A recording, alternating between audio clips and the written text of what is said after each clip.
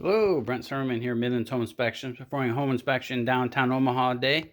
Nice little condo unit we're doing today. Just want to point out water heater, electric unit. Everything looks in really good shape with the unit itself. We just point out water lines feeding here, the cold line. We have no shutoffs for that water heater.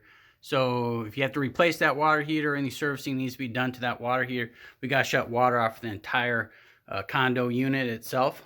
So sink, showers, toilets, all that has to be shut off to do any work on the water heater itself. So I always recommend a shut-off valve for the water heater just so you can isolate that unit and fix it or repair it as needed. Brent Zimmerman, Midlands Home Inspections, looking for you.